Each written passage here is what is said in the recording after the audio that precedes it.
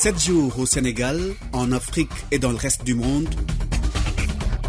Actu 7, Élise Emmanuel Senghor.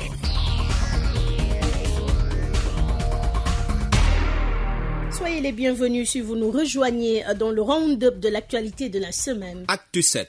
C'est connu, le Sénégal est logé dans la poule A. Ses premiers adversaires au Mondial 2022, le Qatar, l'Équateur et les Pays-Bas.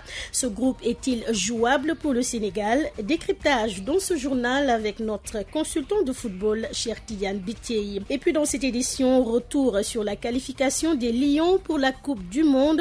C'est sur le tir au but de Sadio Mané que le Sénégal a obtenu sans équivoque son ticket pour Qatar. Sadio Mané qui va frapper et c'est le but.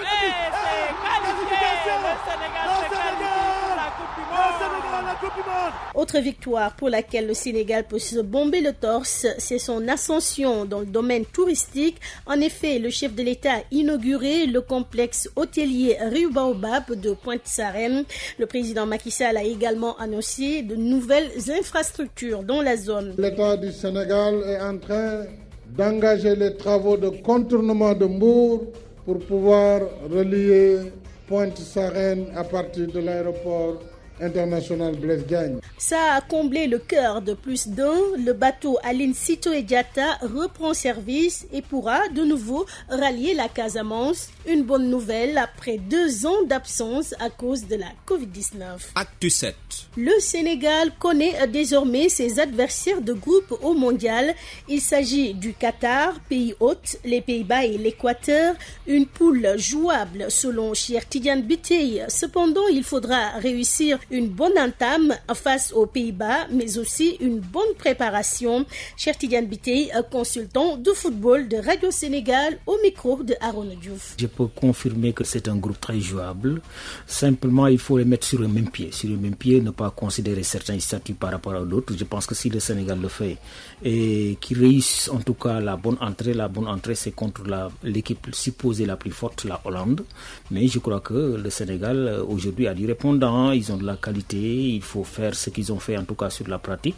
S'ils mettent ça en valeur dans ce groupe, il n'est pas question que le Sénégal ne puisse pas s'en sortir. Maintenant, il faut tenir compte de certains aspects. Le Qatar, c'est le pays organisateur, donc qu'on ne connaît pas encore. Il va falloir le découvrir peut-être avec les fenêtres FIFA, c'est des possibilités pour les connaître un peu. L'Équateur, c'est l'équipe qui a fait que la Colombie, qui depuis 32 ans, en tout cas consécutivement 8 fois, ne ratait pas les Coupes du Monde, l'Équateur a pris sa place. C'est dire qu'il faut les prendre très au sérieux. Ce qui va favoriser en tout cas la sortie du Sénégal au premier tour et aller en 8e de finale, c'est réussir le premier match contre la Hollande. C'est au pire des cas s'en sortir avec un point. Là, il est certain que le Sénégal passera. Et faire également une bonne préparation. Il faut nécessairement une bonne préparation. Une bonne préparation demande un visionnage, il faut faire de l'espionnage pour connaître les équipes, les adversaires.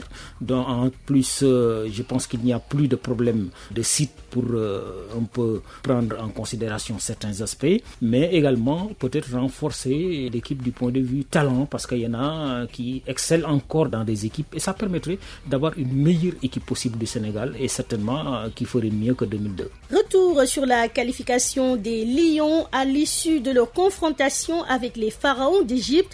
Le Sénégal a dû attendre la séance des tirs au but pour vaincre son adversaire.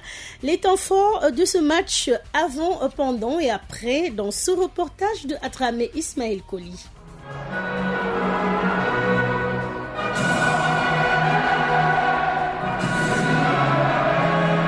Avant le coup d'envoi, les supporters sénégalais étaient à fond derrière leur équipe nationale. On est confiant, l'ambiance est au top. La victoire seulement et la qualif à Qatar, Inch'Allah. On va tout rafler aujourd'hui. Les Égyptiens vont voir que du feu, rien du tout, que du feu. Sadio va mettre doublé et Aliou Cissé va fêter. L'essentiel c'est de se qualifier, ouais. Gagner ou gagner match nul y a la très. Alors, tous les moyens sont bons pour déstabiliser les Pharaons.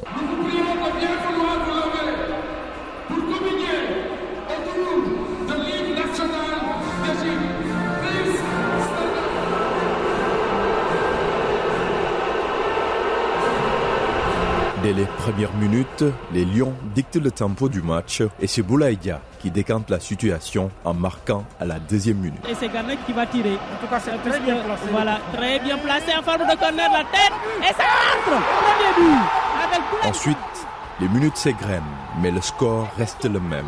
Sénégal 1, Égypte 0. Voilà, c'est la mi-temps. À la pause, les supporters tendent leurs mains vers le ciel. Faut prier, vous qui nous écoutez sur les radios, voilà, priez. On est confiant, total, que Dieu seul nous aide. Oui, on croit en Dieu. L'équipe a bien joué, on a marqué dès les premiers buts, voilà, ça, alhamdoulilah. Maintenant, il suffit de marquer en début de deuxième mi-temps pour ne pas aller au tir au but. La seconde période est une copie conforme de la première. Les Lions prennent le jeu à leur compte, mais n'arrivent pas à faire sauter le verrou égyptien. Mais là, on s'achemine vers des prolongations. Voilà, c'est la fin de la rencontre. Les prolongations n'y changeront rien. Et de nouveau, bis repetita. Il faut alors la séance des tirs au but pour départager les deux équipes. L'espoir de tout un pays, Sadio Mané. Cette fois-ci, il n'a pas le sacre au bout du pied, non, mais il a la qualification. Les tickets pour le Qatar. À lui maintenant de valider Sadio Mané. Et c'est Sadio Mané, le dernier tireur.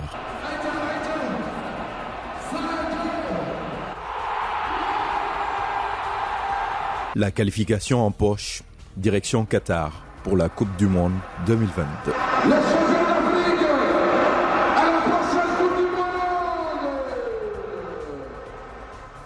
Le chef de l'État s'est félicité de la victoire du Sénégal et cette 3e qualification en Coupe du Monde. Macky Sall, devant les grilles du Palais de la République, a communié avec les Sénégalais. Acte 7. Pointe-Sarène, futur hub touristique d'un cran au-dessus du standing de la station balnéaire de Saly Portudal, c'est le pari du chef de l'État. Macky Sall l'a dit lundi lors de l'inauguration de l'hôtel Rio Baobab, un joyau qu'il a montré en exemple au secteur privé, qui l'invite à investir dans les infrastructures hôtelières et leur garantit l'accompagnement de l'État. Voici le président Macky Sall, propos recueillis par Ndaye Arambay. Le réceptacle hôtelier traduit en effet la place privilégiée que doit prendre le secteur privé dans la réalisation du plan Sénégal émergent. L'investissement dans le tourisme et ses services connexes, comme l'hôtellerie, relève assurément du secteur privé. L'État, pour sa part, doit rester aux côtés des promoteurs par des mesures incitatives de soutien et d'accompagnement pour faciliter l'investissement en amont comme en aval. Et c'est tout le sens du programme de réforme de l'environnement des affaires, le PREAC, mis en œuvre depuis 2013. S'agissant du tourisme en particulier, je peux notamment citer le crédit hôtelier et touristique et plus récemment une enveloppe de 75 milliards pour financer les besoins en investissement des entreprises du secteur du tourisme et des transports aériens. S'y ajoutent les investissements massifs que l'État consacre toutes ces années pour le développement des infrastructures qui ont pour vocation de soutenir le tourisme. C'est pourquoi il faut certes construire des hôtels, mais il est tout aussi important que ces hôtels soient accessibles par des infrastructures de transport opérationnelles. Nous avons l'aéroport international Blaise Diagne. Il y a l'autoroute Ila Touba et bientôt, comme vous le savez, l'autoroute AIBD Mbour-Fatick-Kaolack est en phase de réalisation et c'est pourquoi je voudrais rassurer que l'État du Sénégal est en train d'engager les travaux de contournement de Mbour pour pouvoir relier Pointe-Sarène à partir de l'aéroport international Blaise Diagne. Notre pari est que la nouvelle station touristique de Pointe-Sarène, tirant les leçons de l'expérience de Saly, que donc cette nouvelle station puisse réaliser de meilleures performances en termes d'aménagement, de standing d'attractivité et d'impact socio-économique. 25 milliards de francs CFA, c'est le coût global des travaux de réhabilitation et de construction de l'aéroport de Kolda. Le démarrage des travaux est prévu le 5 mai 2022. La nouvelle est donnée par le ministre du Tourisme et des Transports aériens lors d'un comité régional de développement, un projet qui entre dans le cadre de la mise en œuvre du programme de construction des aéroports du Sénégal, initié par le chef de l'État, Emmanuel Boubayanga. Dans quelques mois, Kolda aura son aéroport à dimension internationale. Le coût d'envoi des travaux de la réhabilitation et de la construction de l'aéroport est prévu le 5 mai prochain. Le directeur général de l'AIBD SA, en charge de l'exploitation et de la gestion des aéroports civils du Sénégal, Doudouka. Aujourd'hui, il s'agissait pour le ministre du Tourisme et des Transports aériens, accompagné par le ministre en charge de l'agriculture et président du conseil départemental de Kolda, et moi-même et l'ensemble des équipes de AIBD de venir présenter aux populations, aux autorités locales, l'étendue des travaux que nous allons réaliser en urgence pendant 6 mois. Près de 100 emplois directs vont être créés, mais également plus de 150 à 200 emplois indirects qui vont concerner le coût de l'aéroport est autour de 25 milliards. Aujourd'hui, il n'y a que des avions de type ATR qui peuvent atterrir à Kolda. Demain, ça sera des Airbus A320, des Airbus A220 qui pourront quitter l'Europe et venir directement à Kolda. Selon le ministre du Tourisme et des Transports aériens, toutes les dispositions sont prises pour un démarrage effectif dans les meilleurs délais à l'UNSAR. Les études préliminaires, à savoir les études économiques, les études techniques et les études d'impact environnemental et social sont déjà réalisées. Kolda, qui est frontalière de la Gambie, de la Guinée-Bissau, de la Guinée-Conakry, offre sur le plan touristique des potentialités extraordinaires. Et c'est pourquoi cet aéroport va être un impulseur de développement pour la région. Ce programme de la reconstruction des aéroports du Sénégal, initié par le chef de l'État, va révolutionner et rendre fluide le transport interurbain à Kolda et impacter positivement l'économie locale. Kolda, Emmanuel Boubayanga pour Radio Sénégal. Je vous parlais en début d'édition de la reprise de la liaison maritime du bateau Aline Sitoé Diatta, Dakar-Ziguinchor, une nouvelle bien accueillie par les insulaires qui, dans la foulée, demandent l'accompagnement de l'État pour la réouverture du marché du port de Carabane. À Bignona, Oumar Mamadou Diallo. Enfin, le bateau Aline Sitoé Diatta accoste au port de Carabane après 2 années d'absence. Absence due, selon le consommant, à la pandémie à Covid-19. Une escale bien accueillie par les insulaires.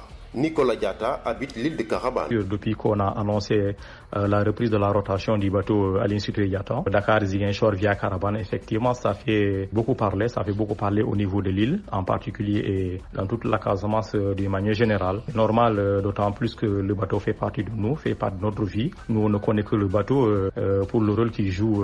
L'île de Carabane était un pôle d'attraction économique du temps du bateau le Joola, d'où l'interpellation de notre interlocuteur pour la création de marchés hebdomadaires pour booster l'économie locale. Et avec un pincement de cœur que je vous annonce que dans le domaine économie, le bateau ne nous apporte rien, le bateau Aline Sitoé Diatta ne nous apporte rien, franchement parler.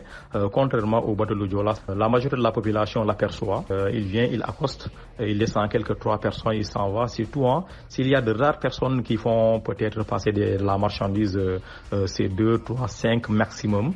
Et ça ne représente rien, franchement, pour l'île de Carabane. Nous préférons l'occasion pour demander au gouvernement de venir nous voir, de faire un effort, de laisser la population accéder au marché, de reprendre le marché comme on le faisait avant avec le Joola. C'était très efficace, franchement. Parce que si vous voyez bien, je vous dis, on parle de Carabane, mais ce n'est pas Carabane seulement qui souffre, parce que ce n'est pas seulement Carabane qui bénéficie des bienfaits de cette rotation du bateau. On a toutes les îles qui viennent faire du commerce. Je vous parlais tantôt donc du Louma, ça n'existe plus, tout simplement parce que le marché est quadrillé. Pour y accéder, il faut de la permission et tout est gardé. Et tout ça là, comme de la prison, ça ne vaut plus rien, des installations donc voilà, qui ne valent plus rien. 13 milliards jetés dans l'eau. Franchement parler, c'est regrettable. Yaya Bodian Oussoui, Radio Sénégal. Et toujours dans le sud du pays, en plus bref, il y a eu un braquage armé jeudi tôt le matin à hauteur du village de Koutengor sur la route nationale numéro 5. Il y avait plusieurs passagers en provenance du Blouf et de Kafountine. Acte 7. Mesdames, Messieurs, merci de nous avoir écoutés. C'est la fin de ce numéro de votre round-up de l'actualité de la semaine. On se donne rendez-vous la semaine prochaine. Actu 7, l'essentiel de l'actualité de la semaine avec la rédaction de Radio Sénégal.